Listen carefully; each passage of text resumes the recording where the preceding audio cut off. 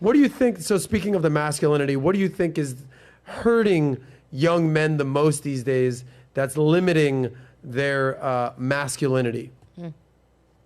Oh man, there's a lot.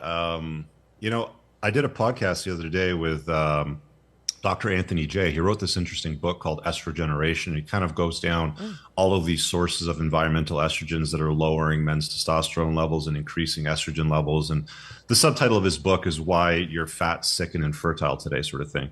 So that's one of the most interesting components. Like, we were kind of getting in the weeds and we were talking about water, and it got to the point that a lot of source of environmental estrogens comes from city water lines, because women are mostly on birth control. They pee that into the sewage system. Sewage systems can clean out large particles, but it can't clear out hormones. So there's estrogens in the water, and if you're drinking tap water, you're now drinking estrogens. So I said to him, I go, do they know that this is in the water? And he said, yeah, they know. I've visited these places. We've talked about it. They know there's estrogens in the water. So the government knows that there's estrogenics in the water and that it is softening society. Is it intentional? I don't know. Let's put on a tinfoil hat. We can go down for a road trip on that one. Wow. But there's lots of things that are softening men. I think guys aren't taking ownership for their lives. They've been told, to just basically comply. Do what everybody's told you to do. Just be a nice guy, go to school, get a job, do the right thing. By the way, they tell men and women different things. They tell guys, do the right thing. They tell women, you do what's right for you, girl, right? Mm-hmm. So guys get this narrative that's been beaten into them pretty much their entire lives, where they've been softened. And it's no wonder why you see so many guys right now walking around in their 20s with female breast tissue. Like they are just soft, round versions of men that, their grandfathers would be rolling in their grave if they knew about it, right? Mm. Wow. What's your experience with doing these soft men, Nat? I've come across a few. I mean, I'll be honest, like, as a woman, when you meet that, like, I could see why women find that comforting, because sometimes those manly men can be a little bit aggressive to women. So that's why that type of soft man is almost embraced by women. Yeah, but those soft men end up in the friend zone. Right, exactly. Right. Yeah. Those soft men have. So you want to give them a hug, you're not trying to fuck them, though. Well, I don't do that. But, okay. But yes, you wouldn't. I wouldn't look at them in a way of hormonal marriage. Birth control too, though, right?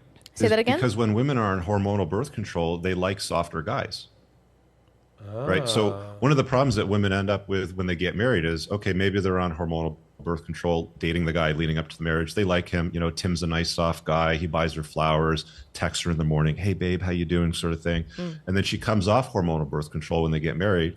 Maybe she gets knocked up. Maybe she doesn't. But a lot of women, after they get married and they come off birth control, they realize, I don't really like this guy so much. I kind of like the alpha guy over there. Yikes. Oh, look, there's Kevin in sales. Let's go talk to him. Kevin in sales. Shout out to Kevin. Yeah. Tapping everyone's girlfriend. I stay away from those things, because I know those things it's like manually moving your hormones. And like, I even have issues taking like Advil, just because you don't really know necessarily like what's going on inside of those pills. So I stay away from them. I guess the next question is, Richard, how can you balance being a traditional man but dealing with modern women today? Because it's not like we can go back in time and reinvent women and be like, all right, I want you to be more feminine and more friendly and fit and all the good stuff that we're used to, how we want women to be. We're dealing with modern women today. And whether that's a good thing or a bad thing, we can address. But we are dealing with women of today. Mm-hmm. How can a traditional alpha man or even just a normal man balance living their life and dealing with modern women? Oh man, that's a long conversation. 2 weeks from hours on I wish we had more time. Are you talking about a hour. traditional man in the sense of like the tradcon avatar, kind of like a Matt Walsh sort of guy? No, like just a guy like you and me. We're out there, we're making money. Well, guys like you and me understand the way things work, my friend. Right? Like we've unplugged from the matrix, sort of thing. So, for guys like you and me, it's okay. Well, let's not invite chaos into our life. Stay away from women with loads of red flags, with daddy issues. It's been run through by a bunch of guys covered in tattoos. Like, these are things that we are smart enough to look for, so we don't complicate our lives unnecessarily. But I mean, a lot of the times, like I'll give a guy my book, or I'll just say, hey, opt into my email list and get the 20 red flag chapter, and they get mad. It's like, well, there's no women if we just like if I have to vet them all with these 20 here, then I'm never going to get a girl, Rich.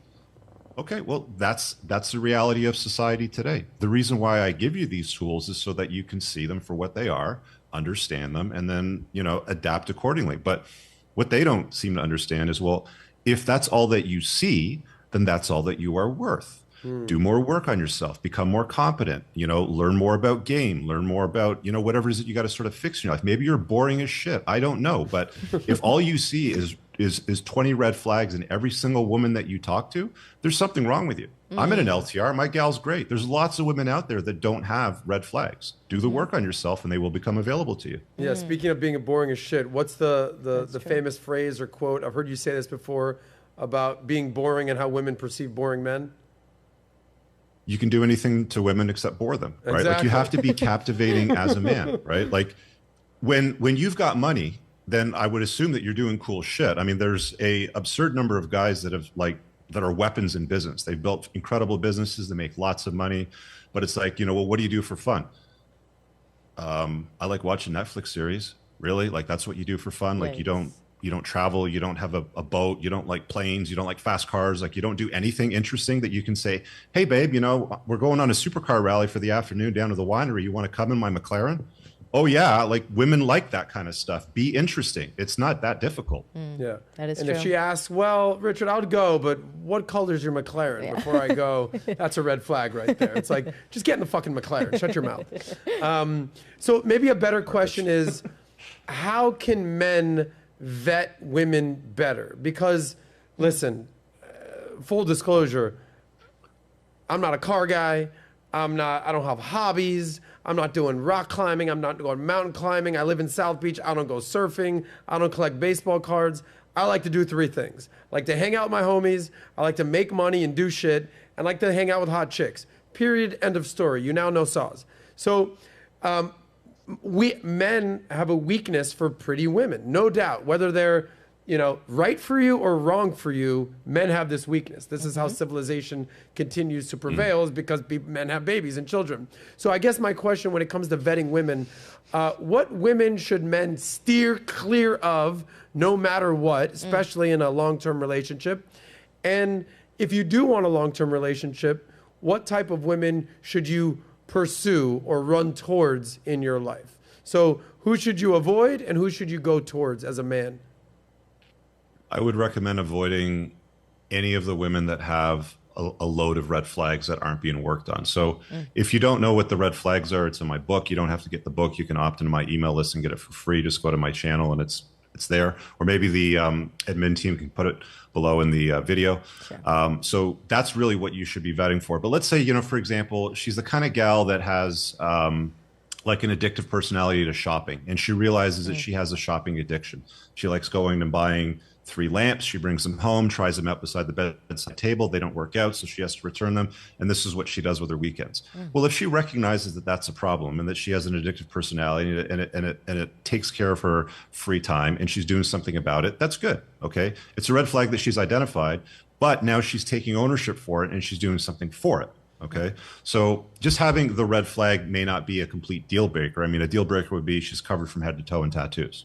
Okay. There's not much that you can do about that, for example, but some of the red flags are fixable if they take ownership for it. The second part to that was you were saying what kind of women to invite into your life? So like any girls with tattoos, high body counts, addictive personalities, shopaholics, materialistic. My favorite is high maintenance women. Stay the fuck away from those women, gentlemen. So you we can't know handle to me, avoid. Adam. What's that? You can't handle me, gals, right, Adam? Maybe you're not Those man ones? enough for me, Richard. That whole deal. So we know who to avoid. What type of women should a man gravitate towards, or at least pull into their gravitational world? Well, I think if you vet for the red flags, you're going to be left with a far better pool of women to choose from, right? And then you want to look for women that are more agreeable. They're going to be a complement to your life. Like if you're a man on a purpose, you're on a mission, you're doing something, you're putting a dent in the universe. And if I text my girl and she's heading over and I say, hey, can you grab a bottle of wine? Dinner will be ready, or I got dinner ordered, you know, it's going to be here at a certain time. And she picks up a bottle of wine, or she asks, you know, which one do I want, sort of thing. Or like, you know, she's compliant, like she's helpful, Yeah. right? You know, she sees that, you know, laundry needs to be done. And she's, oh, okay, you know, let me take care of that. I'll throw the load in the machine and give you a hand, sort of thing. Like women that are useful in your life are a far better choice than women that are like, well, I'm not going to do anything. I don't cook. Okay. You know, to me, that would be a red flag. You know, a woman that's not owning her feminine frame. There's a buddy of mine that I've known for a long time, and he calls these blue jobs and pink jobs. And he says one of the reasons why his marriage is so successful is his wife does the pink jobs and he does the blue jobs. She's not out cutting the grass. She's in the kitchen preparing dinner for the family while he cuts the grass, sort of thing, right? So, you know, if you identify these, you know, more traditional roles that sort of serve with what we're interested in, what we're good at, then that's a woman that you might want to consider saying, oh, she looks like she might be good mother stock. Yeah, I think you know, we're identifying, you know, vetting women and identifying the type of women that you should steer clear of and the women that you should avoid versus the women that you should have in your life. The more and more I think about this kind of stuff, you know, this is a financial podcast that really highlights how money affects dating, relationships, who you marry, all that fun stuff. The more and more I have these conversations with bright, you know, philosophers like yourself, the more I realize that like the same terminology in money also applies to dating. As example, you want a woman in your life who is an asset, not a liability, right? And that's a lot of times what these red flags in women is. They create chaos in your life. They become a liability versus someone who's useful, willing to do the pink jobs, so to speak, while you can do the blue jobs. And she's an asset in your life, and that's how you can grow your kingdom.